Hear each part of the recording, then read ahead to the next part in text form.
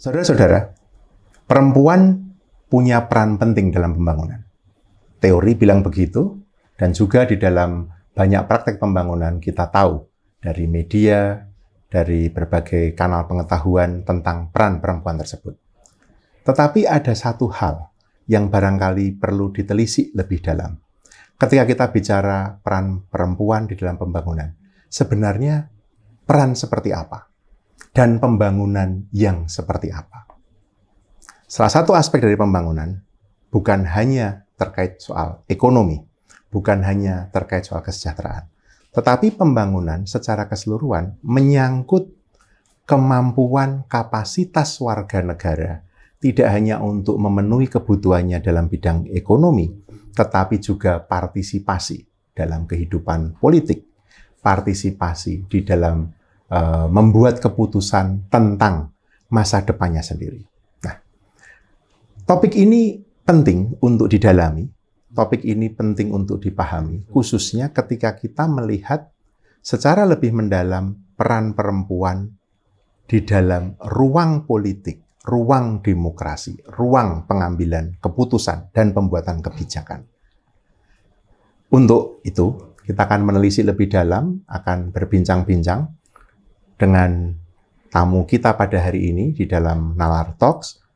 Dia adalah seorang sastrawan, seorang sosiolog, karya-karyanya sudah banyak beredar, dengan Mbak Oki Puspa Madasari.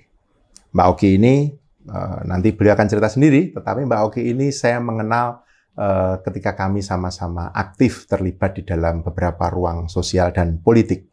Dan saya berpikir pertemuan atau perbincangan dengan Mbak Oki, saya berharap bisa memperluas perspektif kita, memperdalam cara kita berpikir ketika kita melihat perempuan di dalam ruang politik itu. Atur nuwun, Mbak Oki, selamat pagi. Selamat pagi, Mas Yan. Terima kasih loh Mbak memenuhi undangan untuk ngobrol. Jadi di Nalar ini memang kami mencoba mengangkat topik-topik yang mungkin lebih spesifik dan kadang-kadang tidak populer, nggak seksi gitu Mbak untuk diangkat. Tetapi kami memang mengutamakan kedalaman gitu ya Mbak ya. Nah, seperti tadi saya sampaikan, saya melihat kiprah Mbak Oki selama ini sebagai sosiolog, sebagai sastrawan, novelnya udah banyak ya, ceritanya udah banyak itu Mbak ya. Mungkin bisa cerita Mbak dan menyampaikan pada teman-teman sekalian, mungkin bisa diawali dari yang dilakukan sekarang apa. Tapi nanti kita pelan-pelan kita akan mencoba melihat dan mendalami peran perempuan itu Mbak dalam politik. Tapi mungkin bisa cerita dulu Mbak, sekarang ini Mbak Oki ngapain itu? Ya, saya penulis, jadi saya terus nulis sastra dalam berbagai bentuknya, novel, cerita pendek, puisi. Karena saya percaya puisi juga? Puisi juga, kadang-kadang gitu. Jadi sastra itu punya kekuatan dalam menyentuh kesadaran orang langsung, menyentuh, menggelitik, menggelisahkan gitu. Jadi karena saya percaya kekuatan sastra seperti itu, saya terus nulis karya sastra. Selain itu saya nulis kolom di media massa karena saya juga tahu itu punya pembaca tersendiri, kekuatannya lain, itu juga dibaca luas oleh masyarakat. Nah, selain itu saya juga membangun platform yang memberi ruang pada penulis-penulis di seluruh Indonesia. Betul. Lewat omong-omong media, omong-omong.com. Itu kita sudah punya ribuan penulis di seluruh Indonesia. Dan kalau bicara tentang perempuan spesifiknya, ada satu case misalnya, ada satu penulis, saya bantu dengan ikut training menulis saya, lalu akhirnya menerbitkan tulisannya di Omong-Omong, dan itu tulisannya tentang kesaksian bagaimana pesantren Sidikiyah di Jombang itu melakukan kekerasan seksual. Namanya Ayu, Mas Ayu, dia menjadi saksi atas itu dan dia membukanya lewat publikasi tulisan di Omong-Omong. Saya bantu itu sebarkan, saya bantu advokasi dan sebagainya. Dan akhirnya, reaksinya gimana? Akhirnya setelah bertahun-tahun mandek, anak pemilik pelaku dari itu namanya Beci sekarang di penjara. Jadi ini menunjukkan betapa powerful kekuatan sebuah tulisan, betapa pentingnya platform kepenulisan, dan juga betapa diperlukannya kesempatan membuka akses buat perempuan-perempuan, buat kelompok rentan, buat siapapun untuk bisa menulis dan bisa menerbitkan tulisannya. Jadi itu yang sedang saya lakukan sekarang. Kalau bicara perempuan, partisipasi pemilu dan sebagainya, kita juga akan bicara tentang protection pada perempuan. Iya, benar. Nah, protection pada perempuan itu yang paling baik menurut saya adalah membekali dengan skill, kemampuan nulis. Jadi kalau mereka nanti mengalami ketidakadilan, mereka mengalami masalah, mereka bisa menuliskan dan kita bisa membantu agar itu terdengar dan akhirnya bisa mempengaruhi kebijakan. Nah, itu yang sedang saya lakukan sekarang. Jadi artinya Mbak Oki melakukan proses advokasi sebenarnya lewat tulisan. Lewat tulisan, edukasi, advokasi. Jadi kita didik agar tidak hanya perempuan, tapi spesifik untuk perempuan. Kita bisa lihat bagaimana perempuan yang mungkin selama ini dipaksa untuk menyimpan masalahnya, dipaksa untuk diam karena tidak punya akses, karena dibentuk untuk tidak terbiasa bicara, akhirnya punya kesempatan untuk menuliskannya. Dan ketika mereka jadi berdaya, powerful ya Mbak ya? Powerful, dan dia bisa mengubah keadaan. Jadi kasus Sidikiyah, pesantren Sidikiyah di Jombang dengan aktor agensi yang namanya Mas Ayu ini menjadi bukti nyata bahwa ketika seorang perempuan, dia punya keberanian untuk bersuara, dia punya kemampuan, punya akses, ternyata dia bisa membongkar kasus itu. Dan kasus yang di mana-mana kan pemilik pesantren biasanya orang-orang yang punya privilege, tidak tersentuh hukum dan sebagainya, akhirnya dengan desakan massa, dengan public pressure bisa dipenjara. Mbak, kalau kita melihat ke belakang sedikit ya Mbak ya, kondisi perempuan kita yang semacam ini, artinya semacam ini tuh tidak punya ruang ekspresi, tertinggal baik di ranah domestik maupun di luar. Ini selain faktor, kalau saya menuduh duluan ya Mbak, budaya gitu ya, yang sangat patriarkal gitu ya Mbak ya. Apakah Mbak Oki melihat bahwa budaya yang patriarkal ini juga muncul dalam bentuk tertulis atau nggak tertulis kebijakan gitu ya Mbak ya? Artinya ya makin meminggirkan mereka tanpa sadar. Meskipun kita punya Kementerian PPPA ya, tetapi Mbak Oki melihatnya gimana Mbak? Ya, sebelum sampai di kebijakan nasional, kalau kita bicara tentang partisipasi perempuan dalam sebuah pengambilan keputusan. Kebetulan saya sudah melakukan riset dan sudah mempublikasikan riset ini juga bersama waktu itu IJN, Art Journalism Network. Nah, kita melihat bagaimana partisipasi perempuan dalam isu lingkungan, dalam isu krisis lingkungan selama ini. Nah, di beberapa daerah itu betul-betul kalau ada pertemuan gitu kan, ada pertemuan tingkat RT lah. Perempuan itu nggak pernah ada dalam diskusi itu. Perempuan nggak pernah ikut dalam pengambilan keputusan di level terendah masyarakat itu nggak ada. Dan itu betul-betul disampaikan. Di bapak-bapak RT. Pak RT. Jadi betul-betul perempuan ya hanya membantu di belakang dapur, partisipasinya lalu menyiapkan minum. Nah, itu betul-betul data yang kita kumpulkan, data yang kita temui di daerah seperti itu.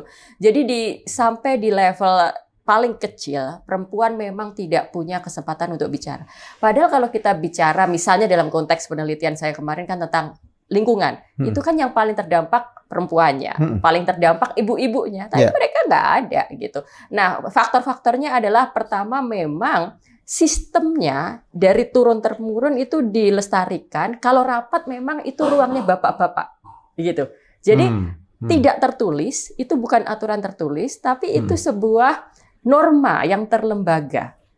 Sampai sekarang pun di daerah, misalnya di Jogja sini gitu, itu saya pikir juga masih common kalau pertemuan yang sifatnya pertemuan RT yang menjadi perwakilan rumah itu pasti bapak-bapak. Nah, nanti kalau perempuannya kan nanti acara yang lain tuh, pengajian gitu misalnya. Nah, tapi kalau sifatnya pengambilan keputusan itu laki-laki dan itu yang terjadi. Nah, kalau kita ambil lagi ke yang lebih tingkatnya lebih besar sampai ke level nasional ya, kita bisa melihat memang walaupun ada upaya afirmasi, misalnya kemarin ada kita punya undang-undang yang mewajibkan keterwakilan perempuan 30%. Tapi kita lihat kan keterpilihannya nanti tetap rendah, tetap tidak sebanyak itu. Keterpilihan perempuan di pemilu legislatif kemarin itu 22%. Sementara seharusnya yang kita inginkan keterwakilan perempuan itu kan 30%. Ya. Jadi banyak partai juga melihat yang penting nama mereka sudah ada di dalam list pilihan kertas suara. Tapi soal keterpilihan ya bukan urusan partai politik lagi. Nah, akhirnya dengan 22% perempuan di DPR sekarang, baru kemudian kita akan bicara soal kualitas, baru kita akan bicara bagaimana dampak dari keberadaan perempuan itu. Kalau dari sisi number jelas belum mencukupi kan. Iya, karena bahkan dari sisi angka saja nggak sampai, apalagi kita ngomong kualitas. Benar sekali Mbak. Nah, dalam situasi seperti ini ya Mbak Oki, kalau kita mau melihat lebih dalam sedikit, apakah ini soal apa ya? Memang kinerja politik itu kayak gitu, logika dari kinerja politik itu begitu. Apakah power itu memang maskulin, ya? Apa? Jadi ini kan berkaitan dengan cara berpikir juga ya, Mbak. Tapi karena ketika kita melihat perempuan di ruang politik dan politik itu di situ banyak sekali orang bicara mengenai power play dan kemudian orang melihat bahwa perempuan itu adalah the powerless gitu. Orang seperti melihat logika ya karena itu wajar lah nggak ada perempuan di situ kecuali perempuannya sangat powerful misalnya kayak gitu. Alpha female misalnya kayak gitu. Mbak Oki melihatnya gimana Mbak? Logika bengkok seperti ini tuh gimana? Ya saat ini kalau kita bicara kondisi saat ini power kekuasaan yang ada dalam masyarakat kita memang sangat maskulin. Sangat maskulin. Tapi sesungguhnya di masa lalu kita bisa lihat sebenarnya kan di Nusantara sini aja kita punya banyak pemimpin-pemimpin kerajaan perempuan yang itu juga punya kekuatan kapabilitas yang tidak kalah dengan laki-laki. Di Aceh, kerajaan Aceh itu pemimpinnya perempuan-perempuan bagus semua juga. Majapahit pun besar di bawah Tribuana Tunggadewi dan itu perempuan juga gitu. Jadi secara tradisi kita sebenarnya tidak asing dengan kepemimpinan perempuan. Tapi kita lihat juga modernitas ketika kemudian pasca kolonialisme lalu kita dibentuk dengan sistem tertentu dan itu memang sangat male dominated dan kita bicara bahwa perempuan harus dimunculkan di ruang publik itu bukan sebuah isu yang dianggap prioritas atau keberadaan perempuan itu bukan sesuatu yang penting-penting amat untuk dibicarakan, maka ini dianggap sebuah proses keberadaan yang natural aja. Bahwa misalnya gini, ketika perempuan katanya sudah diberi keterwakilan 30% kuotanya. Lalu yang terpilih ternyata tidak memenuhi itu. Lalu orang akan berkilah bahwa itu kan pilihan rakyat. Jadi kita tidak bisa melakukan apa-apa. Padahal di balik pilihan rakyat itu kemudian kita akan bicara lalu posisi perempuan sendiri kemarin bagaimana? Apakah dia ditempatkan di nomor yang memungkinkan dia untuk mudah terpilih? Nomor 1 misalnya, nomor urut 1. Nomor urut yang bisa langsung dikenali orang. Lalu juga bagaimana dukungan dengan partai terhadap si perempuan itu, bagaimana dia mempromosikan perempuan itu, bagaimana dia memberi kesempatan perempuan masuk dalam kepengurusan sehingga bisa lebih banyak dikenal publik. Kan tidak ada. Jadi memang ada cara pandang di dalam power yang sangat maskulin ini, di politik yang didominasi cara pandang maskulin ini, bahwa bicara tentang keterlibatan perempuan atau representasi perempuan itu bukan prioritas. Itu bukan hal yang penting-penting amat. Itu bukan hal yang penting-penting amat karena ya buat apa gitu. Nah, kalau ditarik ke yang lebih nyata lagi gitu kan. Pak Prabowo baru meresmikan kabinet merah putih. Nah, wah itu dikit banget Mbak, Menteri Perempuan. Iya, kan dikit banget. Turun daripada yang kabinet yang sebelumnya juga kan, gitu. Kalau saya hitung cuma 13%. 13%. Yes. 13%. Nah, kalau kita bicara kabinet Pak Prabowo ya, kita tahu problemnya bukan cuma keterwakilan perempuan, tapi banyak problem yang lain. Tapi bagaimana kemudian di tengah pertama, ini kabinet yang cukup besar. Kabinet yang saya bahkan bilang ini obesitas gitu, bukan sekedar gemuk. Jadi ini kabinet yang cukup besar. Di tengah komposisi kabinet yang sebesar itu ternyata perempuannya hanya 13%, semakin turun. Nah, jadi dalam menyusun itu pun tidak ada perspektif kesetaraan gender di situ atau perspektif bahwa perlu lebih banyak menteri perempuan agar bisa mengintervensi kebijakan yang lebih ramah gender. Nggak ada kesadaran seperti itu kan? Nah, Mbak Oki melihat PPPA gimana dong fungsinya? Kementerian PPPA itu gimana? PPPA ini kan seharusnya gitu. Ya PPPA ini sesuatu yang memang bar minimum bahwa memang harus ada minimum. bahwa memang harus ada menteri PPPA dalam setiap kabinet. Yeah. Tapi kemudian kita akan bicara nanti perannya PPPA itu bagaimana, program-programnya bagaimana gitu. Kita membutuhkan Kementerian PPPA yang bisa melihat permasalahan ketimpangan dan ketidakadilan gender ini dengan lebih progresif, dengan lebih komprehensif. Kalau kita bicara kekerasan pada perempuan gitu, jangan lagi bicara case per case. Oh, ada kekerasan itu lalu dikomentari. Tapi bagaimana kita kemudian memperjuangkan ada konstruksi kebijakan yang memang bisa mencegah itu. Lalu kita juga PPPA kan juga pemberdayaan dan perlindungan ya. Yeah. Kata pemberdayaan itu artinya apa? Mendorong partisipasi perempuan di ruang politik. Itu juga bagian dari tugas PPPA. Tapi ya di titik ini kita belum melihat kinerja yang cukup menggembirakan dari Menteri PPPA dan tapi bukan berarti kemudian kementerian ini harus dihapus, justru sekarang harusnya waktunya untuk memperkuat itu gitu. Yang tadi Mbak Oki sampaikan itu menurut saya cukup menohok ya Mbak ya. Artinya bahkan di kebijakan pun ini nggak ada yang memainstreamkan. Itu betul banget Mbak. Kebetulan saya sedikit mendalami isu-isu pembangunan berkelanjutan. Itu sekarang ini misalnya Mbak, kalau membangun itu harus ada perspektif bencana, ya kan? Betul. Jadi kalau membangun itu kalau ada apa-apa, coba diperhitungkan itu kan, atau perspektif disabilitas itu ya. Tetapi justru mainstreaming isu perempuan dan gender itu tidak pernah eksplisit dimunculkan. Iya. Jadi gini, Mas Yan, salah satu problem kalau bicara tentang isu perempuan dan gender, disangkanya isu perempuan dan gender itu memang hanya untuk perempuan. Ini kan salah kaprah. Salah besar itu. Ya. Jadi saya orang yang percaya bahwa perspektif kesetaraan gender, perspektif feminis itu harus dipakai dalam setiap perencanaan pembangunan. Setuju. Harus dipakai dalam setiap berbagai bentuk profesi, harus dimiliki dan dipahami oleh siapapun, apapun latar belakangnya. Apalagi kalau Anda adalah seorang pengambil kebijakan, seorang jadi politisi. Perspektif feminis tadi juga harus masuk dalam policy making. Betul. Harusnya. Nah, jadi saya mau memberi ilustrasi sedikit. Kalau kita bicara pemilu, perempuan tiba-tiba selalu disebut-sebut, gitu kan? Kelompok perempuan, ibu-ibu nanti pilih nomor ini ibu-ibu ini harus begini. Jadi perempuan di sini betul-betul menjadi target suara, menjadi ceruk suara yang ingin dirangkul, yang ingin betul-betul dikapitalisasi. Tapi kalau kita bicara program, apakah betul-betul program yang ditawarkan itu memahami persoalan perempuan, punya perspektif keadilan gender, atau hanya gimmick semata? Kita ini bicara dalam konteks kebijakan publik ya Mas Yan, bukan politik praktisnya. Ketika bicara tentang makan siang gratis lalu dikaitkan dengan stunting, gitu kan? Katanya makan siang gratis bisa mengatasi stunting.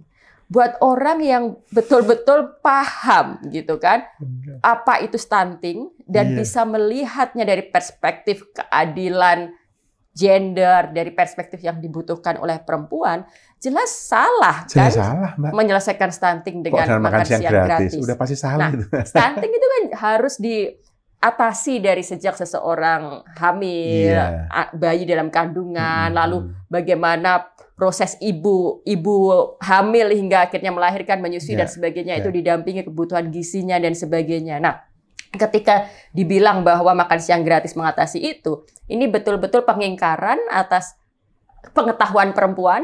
Perempuan justru dibodohi dan hanya sekedar mau dijadikan pasar target suara saja.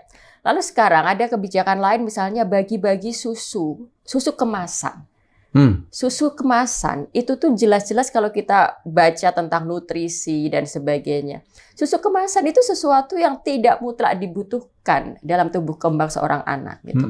Yang ada malah kandungan sugarnya tinggi banget, gulanya tinggi. Nanti banget tuh, stunting tidak teratasi, perbaikan gizi tidak diatasi, malah diabetes ada. Nah, ini kan betul-betul contoh bagaimana kebijakan yang tidak paham gitu realita dalam lapangan, tidak paham sebetulnya apa yang dibutuhkan oleh para perempuan, para ibu, para orang tua yang sedang merawat anak, apa sebenarnya yang mereka butuhkan. Tapi mereka politisi hanya menjadikan perempuan sebagai gimmick semata. Nah, kalau kita bicara tentang bagaimana agar kebutuhan perempuan tentang gizi terpenuhi dan sebagainya. Kebijakannya harus sesuatu yang sifatnya mengakar dong. Misalnya, buka akses pangan yang murah. Kenapa harga daging di Indonesia itu relatif tinggi loh dibandingin dengan saya di Singapura misalnya. Betul. Singapura lihat kalau nggak salah kita di Asia Tenggara memang satu dari yang paling tinggi, Mbak. Nah, harga itu. Daging. Ya. Jadi kalau mau bicara tentang kebijakan yang pro kebutuhan perempuan, pro kebutuhan ibu-ibu, kita selesaikan yang sifatnya akar masalahnya, buka akses terhadap bahan pangan berkualitas yang murah di seluruh daerah. Tidak perlu repot-repot sekedar menyodorkan makan siang gratis, apalagi bagi-bagi susu gratis. Nah, ini contoh bagaimana perempuan hanya sekedar dijadikan target pasar, dijadikan gimmick, tapi sesungguhnya tidak betul-betul dipahami apa kebutuhannya. Artinya burden yang dihadapi perempuan itu dimensinya banyak ya, Mbak ya. Satu sisi tadi kita sudah bicara tadi kan di sisi politik seperti itu, di sisi kebijakan. Saya tadi sempat cerita juga di dalam perspektif pembangunan berkelanjutan. Saya tambahan satu, Mbak. Kebetulan saya barusan ngobrol sama teman-teman dari yang aktif di gerakan perubahan iklim. Korban, Mbak, yang paling vulnerable dari perubahan iklim nanti, Mbak, kalau ada krisis, itu perempuan dan anak. Ya. Jadi burdennya itu double-double ya. Double-double. Di domestik seperti itu, urusan dan bebannya, di kebijakan dia tidak menjadi prioritas, secara politik cuma jadi legitimasi, tapi kalau ada apa-apa, yang nanggung beban mereka. Betul. Nah, itu fakta ya, bahwa kalau ada bencana, kalau ada krisis iklim, itu perempuan yang akan menanggung beban gandanya. Tapi kemudian di satu sisi yang juga harus kita bicarakan di sini adalah potensi kekuatan perempuan ya. Saya kemarin baru pulang dari Medan, Sumatera Utara, dan di Medan itu ada namanya Inang Paringgi-Ringgi. Ini sebuah fenomena sosial dan fenomena kultural yang sangat menarik untuk dipelajari. Jadi di bagian Tapanuli Selatan, perempuan-perempuan itu bangun dini hari, naik pickup, pergi dari satu pasar ke pasar lain untuk berjualan.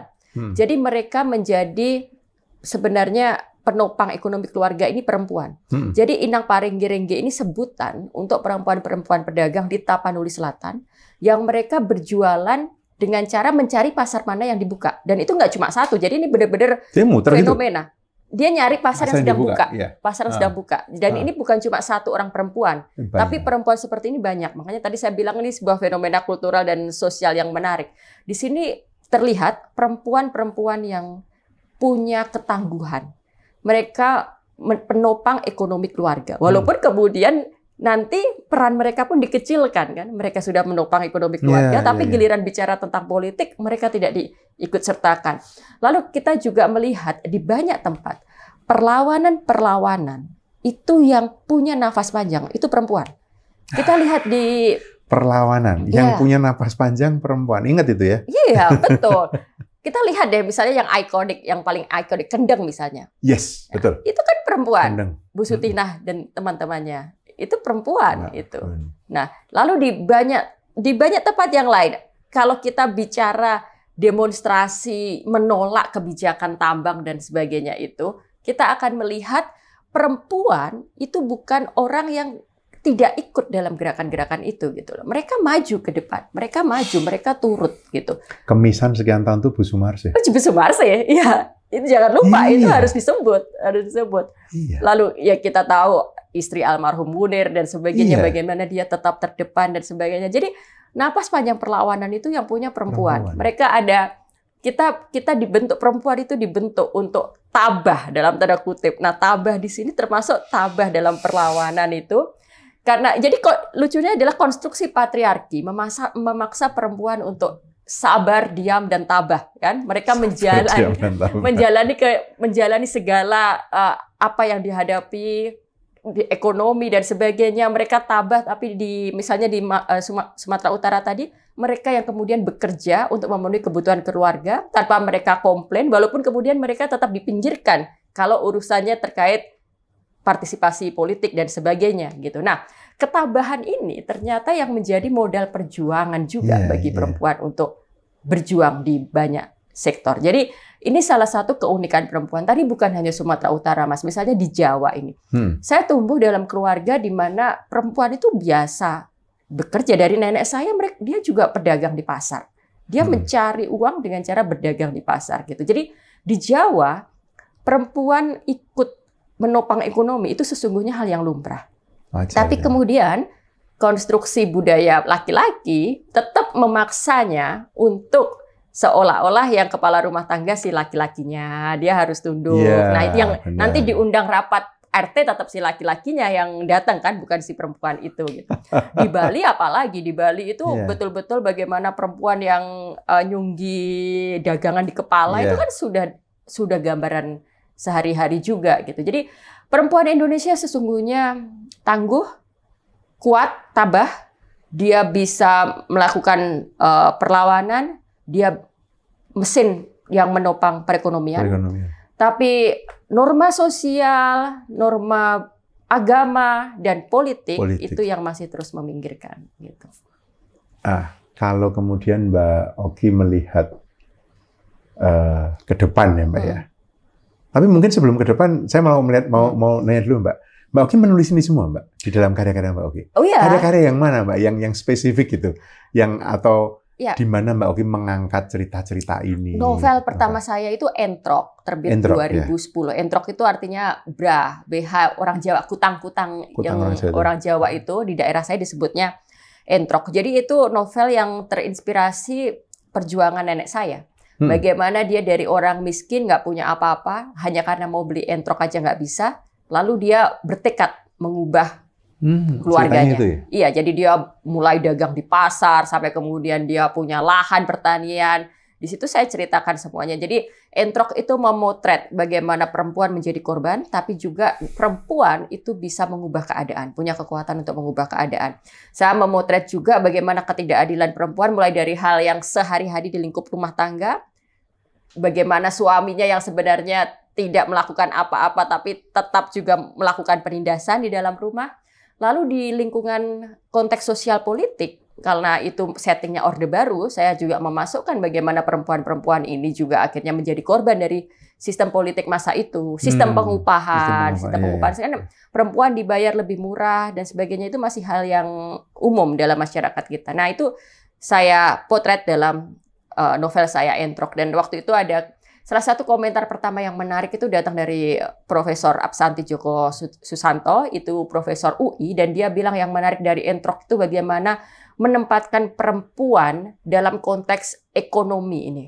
Nah ini sesuatu yang jarang ketika kita bicara perempuan sebagai korban, perempuan sebagai korban kekerasan, ketidakadilan, kita jarang melihat bahwa perempuan ini punya daya untuk mengubah ekonomi, punya peran besar dalam sebuah perekonomian keluarga dan masyarakat. Nah, ini yang saya lakukan di novel saya yang pertama itu. Nah, novel-novelnya saya yang berikutnya saya banyak menghadirkan tokoh perempuan juga, dan bisa dikatakan ciri novel-novel saya perempuannya punya daya. Jadi perempuannya akhirnya punya peran dalam mengubah ketidakadilan yang dia terima, melawan ketidakadilan itu, dan kemudian mempengaruhi bagaimana situasi dalam masyarakat. Itu caranya Mbak Oki angkat itu ya. Nah, yang saya tadi mau tanyakan tadi sebelum kita melihat ke soal novel tadi adalah, kalau begitu ke depan ini Mbak, tentu dengan seluruh dinamika ini ya Mbak ya, kita sekarang udah punya pemerintahan baru yang tadi banyak orang punya feeling berbeda-beda, Mbak. Ada yang optimis, ada yang pesimis. Tapi kalau dari kacamata tadi balik lagi perempuan dan ruang politik, ruang demokrasi, ada kekhawatiran masyarakat sipil bahwa ruang demokrasi kita menyempit, ruang sipil kita menyempit, ya kan? Politiknya cenderung tidak sehat, di mana power play itu dan pokoknya mana yang berkuasa, yang punya power gede akan mengatur semuanya. Terus saya tadi merenungkan cerita Mbak Oki tadi, kayak gini ya situasinya. Tentu menanyakan pesimis atau optimis itu terlalu simplistik ya Mbak ya. Betul. Tetapi apakah Mbak Oki melihat ada celah atau ruang yang kita, izinkan saya katakan kita ya Mbak ya, masyarakat sipil ini bisa dorong, bisa desak, agar ruang politik perempuan ini kita rebut lagi, kita luaskan, kita prospeknya seperti apa Mbak? Ya, saya dalam kalau kita bicara dari sisi masyarakatnya, dari sisi peluang bagaimana kita bisa merebut itu, saya cukup optimis. Cukup Optimis ya, karena saya melihat begini, Mas Yan. Kita berada dalam situasi di mana kita punya tools, kita punya alat untuk melakukan berbagai intervensi. Dan itu apa toolsnya yang paling dekat dengan kita aja? Sosial media. Sosial media itu tools luar biasa. Sekarang ibu-ibu di pedalaman NTT, ibu-ibu di Maluku Utara, di Papua, itu sekarang semua terhubung dengan sosial media. Sesuatu yang dulu nggak ada di zaman Orde Baru. Nah, tapi sekarang karena kita punya sosial media, ini menjadi medium demokratisasi dan sebenarnya medium perempuan-perempuan ini untuk bisa bersuara. Nah, yang harus dilakukan sekarang dari sisi kita, civil society, dari sisi saya, apa yang saya kerjakan selama ini, kita mungkin harus betul-betul terus menggalakkan edukasinya, terus membangun kesadaran kritisnya, terus membangun kesadaran bahwa ini sosial media ini alat loh. Sosial media ini bukan sekedar justru yang menjadikan ibu-ibu ini pasar, bukan bisa menjadi konsumen dari segala jenis belanjaan, dari segala jenis marketplace, tapi justru dia yang harus kemudian menggunakan itu, memainkan itu. Zaman dulu misalnya ada blog misalnya. Saya orang yang sangat percaya kekuatan blog juga gitu. Bayangin kita yang bukan siapa-siapa, kita yang hidup di daerah mana saja bisa menuliskan apa saja di blog itu. Nah, sekarang semuanya terhubung di sosial media itu, ini juga kekuatan luar biasa. Bagaimana seorang perempuan nanti bisa menggambarkan bahwa hari ini dia nggak bisa lagi beli daging karena harga daging naik.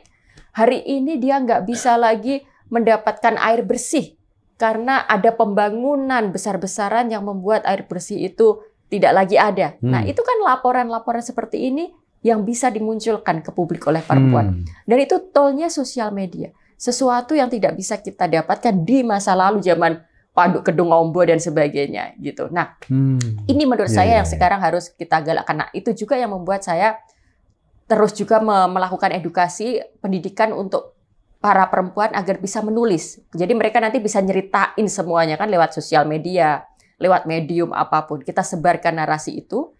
Dan itu yang akan bisa membawa perubahan, termasuk mengintervensi kebijakan. Itu jadi sisi optimis saya ada di situ. Karena sekarang ada sarana baru itu. Ada sarana baru, kita punya kesempatan baru dan punya harapan baru. Jadi juga masyarakat sipilnya juga mesti cerdas ya Mbak ya, menggunakan itu, betul. Masyarakat sipil harus juga aktif sekarang. Sekarang kalau kita bicara tentang salah satu tugas masyarakat sipil kan edukasi, advokasi gitu kan. Dan kita punya pengalaman pemilu kemarin bagaimana sosial media TikTok itu menjadi battleground yang luar biasa. Jadi civil society, orang-orang yang mungkin pada level tertentu sudah punya kesadaran, itu mau nggak mau harus ikut bertarung di medium itu gitu. Dan bertarungnya bukan hanya sekedar kita mengintervensi dengan kita memberikan wacana alternatif, tapi juga kita ingin membangun lebih banyak lagi kreator, produser penghasil narasi, penghasil cerita dari orang-orang biasa ini. Para perempuan-perempuan yang terbungkam, para perempuan-perempuan yang tertindas, mereka muncul.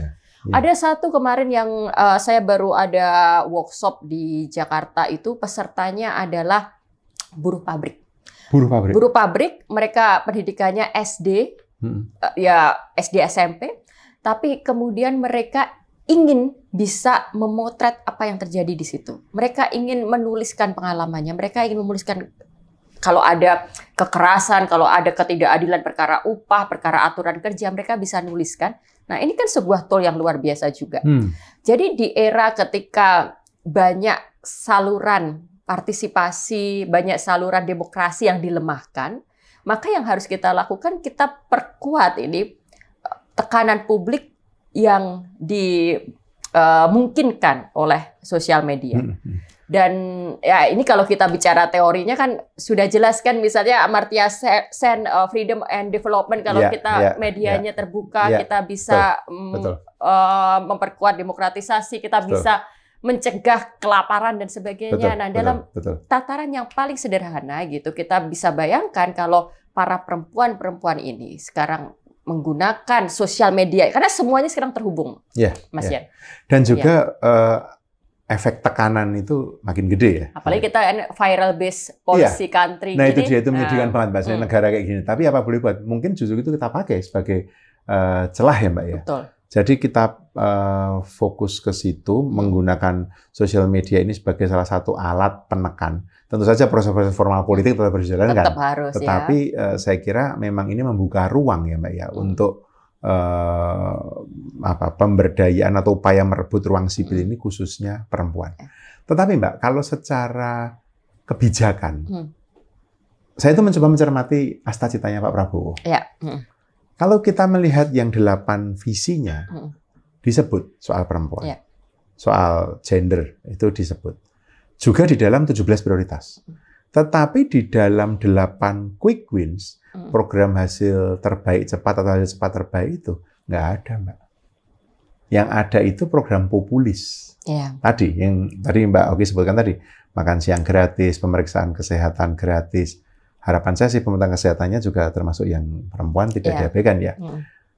Kemudian meningkatkan gaji ASN, gaji TNI Polri.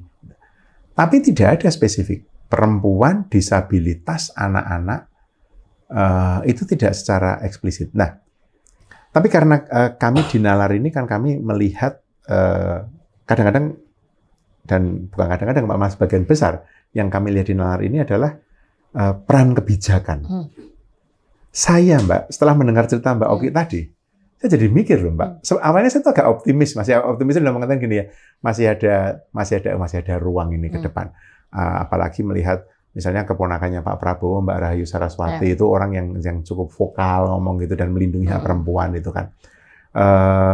Tapi dari cerita Mbak Oki tadi saya jadi mikir, ini kalau memang maunya pokoknya program terdeliver secara cepat, ya kan, mengejar pertumbuhan ekonomi 8%. Saya kan jadi deg-degan, Mbak, setelah ngobrol Mbak Oki tadi. Ini jangan-jangan tanpa sadar kebijakannya mungkin nggak diniatkan jelek, saya mau meminggirkan perempuan, Mbak. Tetapi karena drive untuk segera tumbuh, drive segera selesai, apapun itu, Mbak, kemudian lalu makin tergeser. Ini hanya impresi saya, Mbak, dengerin Mbak Oki tadi. Iya. Makanya gini ya, Mas Yen, kalau saya melihatnya, kebijakan yang berpihak pada perempuan itu tidak harus juga kita jadikan satu area tersendiri. Betul. Gitu. Jadi nggak apa-apa, nggak disebut di apa itu tadi yang di dalam cita tadi yang quick wins tadi. Quick wins itu tadi. Tapi perspektifnya mesti kesana. Dipakai nggak itu nanti dalam setiap poin-poinnya. Jadi justru kita nggak pengen dipisahkan dalam satu area tersendiri, tapi kita pengennya itu embedded. Iya, betul. Terjalin dalam semuanya. Nah. Misalnya gini, Mbak. Tadi Mbak Oki nyebut makan siang gratis ya. Yang saya bayangkan awalnya ketika mendengar cerita makan siang gratis adalah itu bisa jadi model pemberdayaan yang sangat kuat, Mbak. Sampai ke bawah, sampai ibu-ibu PKK itu dilibatkan masak. Bayangan saya seperti itu. Sampai saya mendapatkan informasi, mudah-mudahan tidak benar ini. Tapi informasinya adalah programnya ternyata dapur umum. Oke. Nah kan beda banget. Iya. Karena kalau tadi menggunakan ibu-ibu PKK masak, duitnya ke sekolah, sekolahnya mengelola, kalau tidak punya kantin orang tua mau diberdayakan. Nah, saya setuju tadi, Mbak. Tetapi ketika konsepnya adalah dapur umum yang dikendalikan secara agak militeristik, itu yang saya kemudian jadi berpikir kan.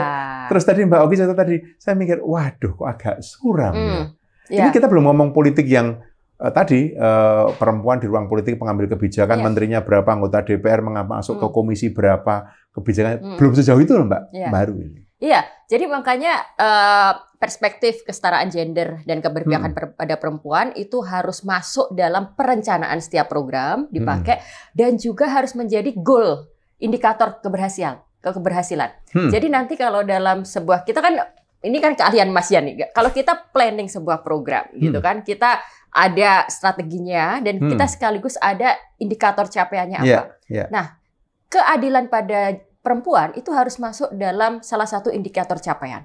Jadi bagi saya ketika nanti sebuah program berjalan tapi ternyata ini semakin meminggirkan perempuan, berarti program ini tidak berhasil. Nah, ini yang harus dilakukan dalam setiap produk kebijakan. Artinya mainstreaming kesetaraan gender atau peran perempuan ini tidak boleh hanya ada pada level statement politik. Betul. Tidak bisa.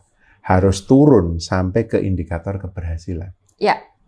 Iya. Menarik, Mbak. Dan apapun itu, mau bicara tentang, sekarang kan Pak Prabowo nih salah satu yang beliau punya keinginan besar ini kan soal global politik nih kan, internasional. Oke, nggak apa-apa, tapi bagaimana itu nanti juga punya perspektif keadilan perempuan. Bagaimana agar kebijakan-kebijakannya, kerjasama luar negeri, kerjasama yang dia katanya sudah mengantongi duit investasi berapa jumlahnya yang cukup besar itu kan katanya kan. Kemarin berapa?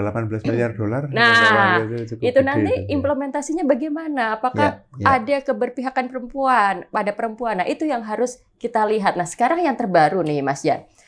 Per Januari nanti PPN kita naik jadi 12%. Iya, Mbak. Nah, kita lalu berhadapan pada pertanyaan besar gitu loh. Apakah kenaikan PPN itu nanti akan berpihak pada rakyat, apalagi pada perempuan gitu. Jangan-jangan itu nanti akan semakin memiskinkan orang miskin dan menarik orang menengah jadi orang miskin. Sekarang trennya aja kan kelas menengah kita kan pada turun jadi kelas.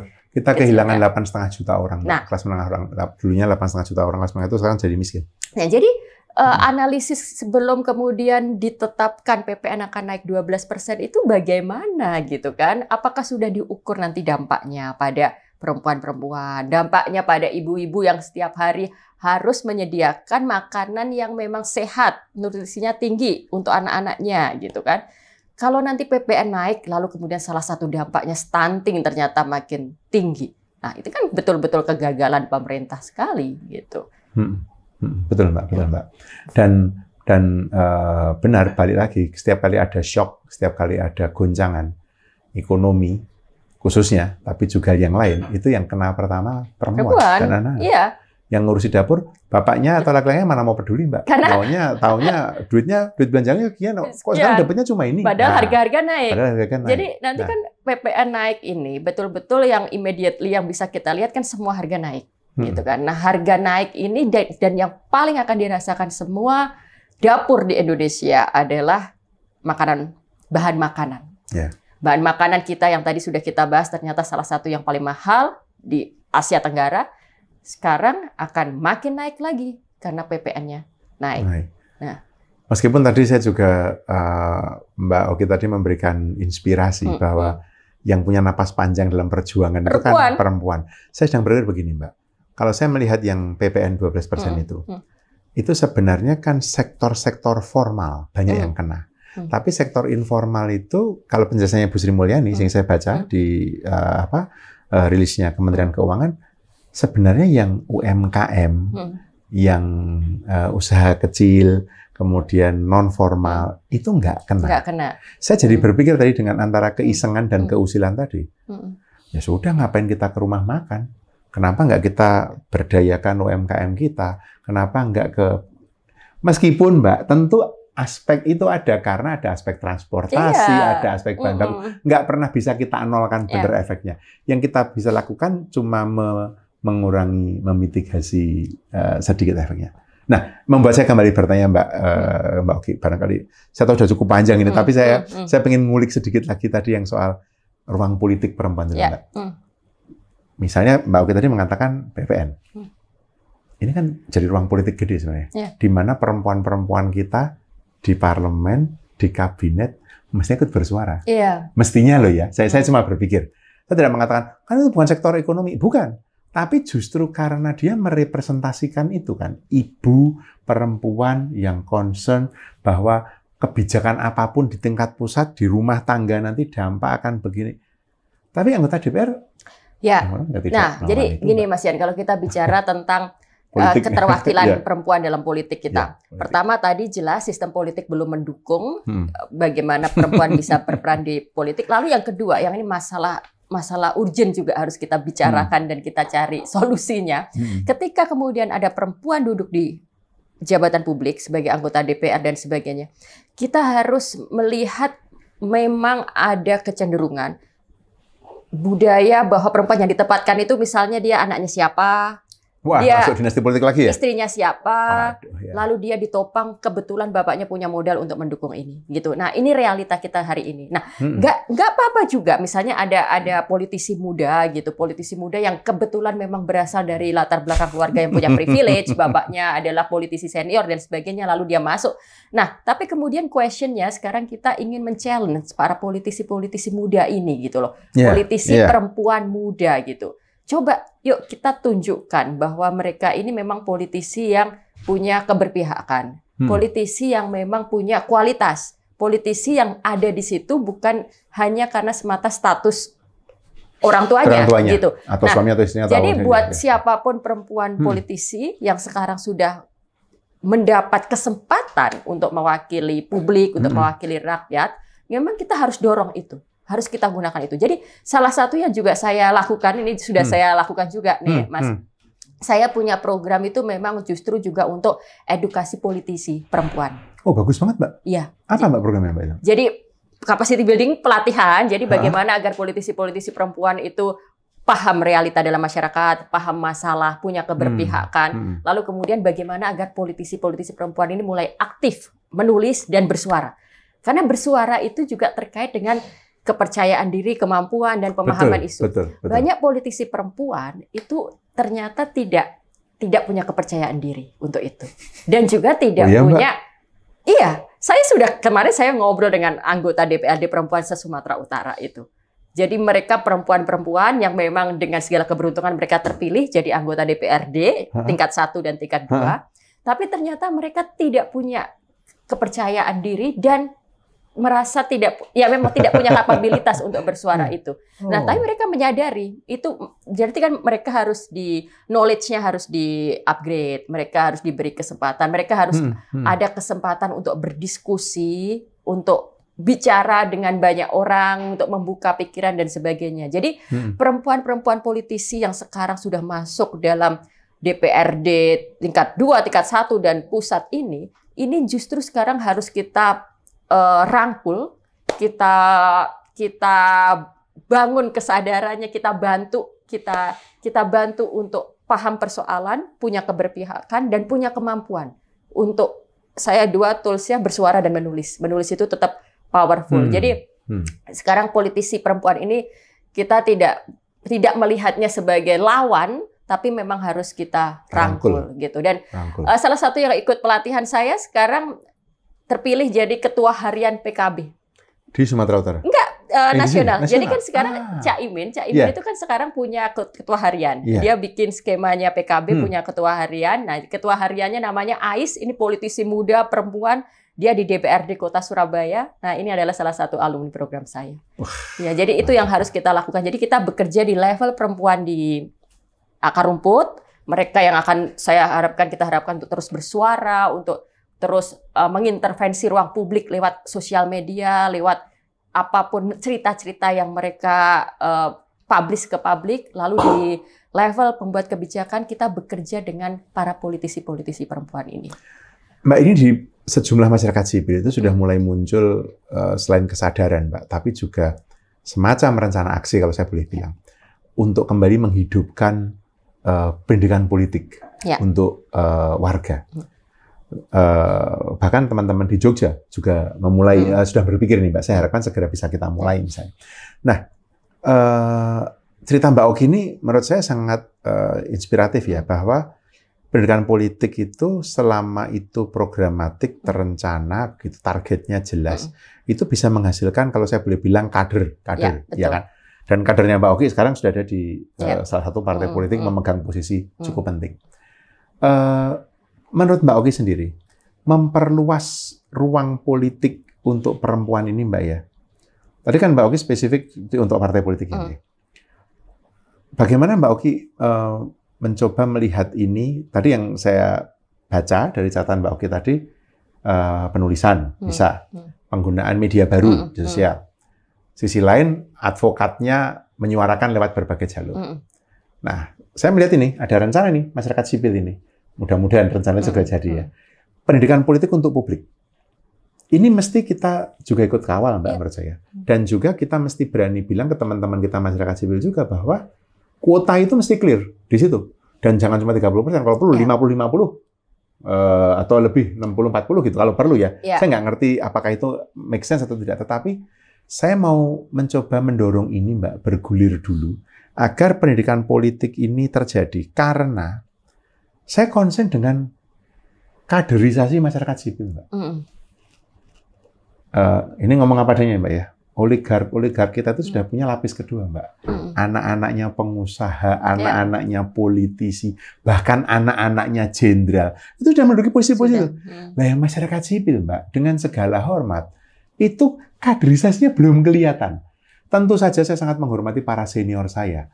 Tetapi eranya Mbak Ita Nadia, Mbak Zumrotin, dulu Mbak teman-teman kita yang di banyak gerakan perempuan, atau bahkan yang laki-laki juga ya, Mas Sugeng Bahagio, itu kan sudah lewat era-era itu.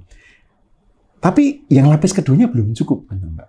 Kalau Mbak Oki melihat ini gimana sebagai upaya tadi Mbak, masih membuka dan memperluas ruang politik ini, Mbak? Ya, edukasi politik itu harus menjadi agenda prioritas kita sekarang ya. Apalagi kan kemarin kita belajar banyak dari pemilu yang kemarin. Betul. Pemilu kemarin itu pelajaran sangat berharga bahwa kita gagal itu, Mbak, dengan politik publik itu. Tapi sekarang saya juga sudah berada pada kesadaran bahwa edukasi politik kita tidak bisa lagi hanya menduplikasi edukasi politik masa lalu. Betul. Saya orang yang clear di mana-mana saya bilang kita tidak bisa lagi meromantisasi misalnya perjuangan tahun 98, lalu meniru apa yang dilakukan teman-teman tahun 98, enggak. Ini kita berada di generasi baru, situasinya baru, karakternya baru. Jadi kita bekerja dengan cara mereka. Jadi edukasi politik hari ini kita bisa pakai cara-cara yang memang harus lebih kreatif dan inovatif.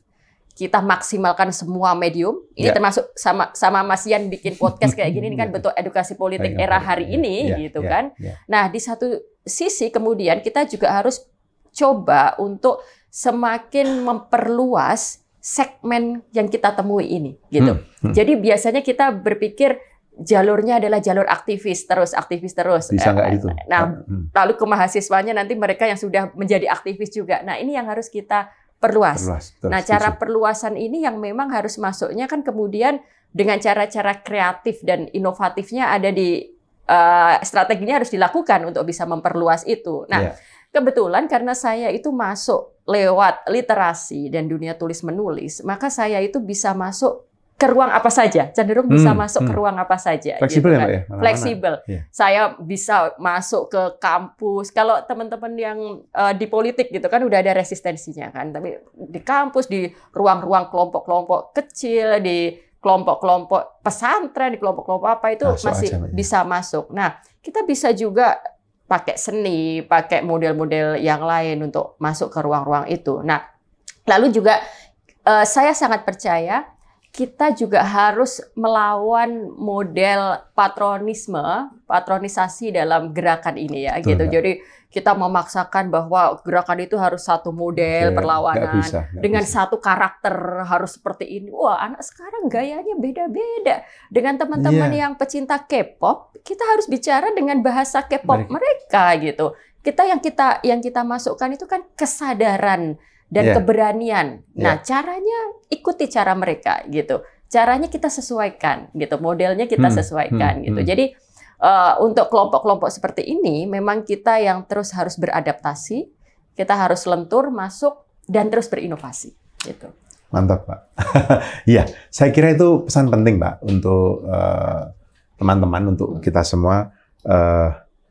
Substansinya mesti tajam. Betul. Arah politiknya mesti jelas, tetapi cara kita mesti fleksibel. Betul, ya kan, Mbak?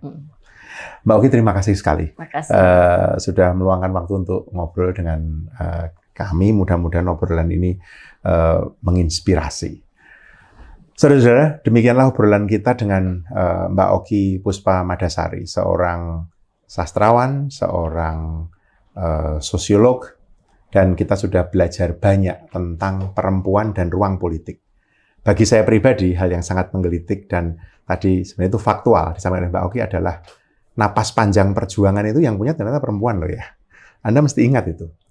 Tetapi juga saya kira kita bersama-sama belajar bahwa substansi tentang perempuan di ruang politik, di ruang publik, ini sebenarnya menggambarkan atau menjadi pintu masuk atas keprihatinan yang lebih mendalam bagaimana masyarakat sipil mendapatkan ruang, bagaimana mereka terlibat di dalam public space, khususnya pembuatan kebijakan, bagaimana mereka terlibat dan ikut menentukan sendiri nasibnya. Mereka ikut terlibat, membuat, dan ikut terlibat di dalam seluruh proses pengambilan keputusan. Refleksi kita hari ini yang disampaikan oleh Mbak Oki mudah-mudahan memperkaya langkah-langkah kita selanjutnya, memperkaya cara berpikir kita, cara pandang kita, dan yang terutama keberpihakan kita.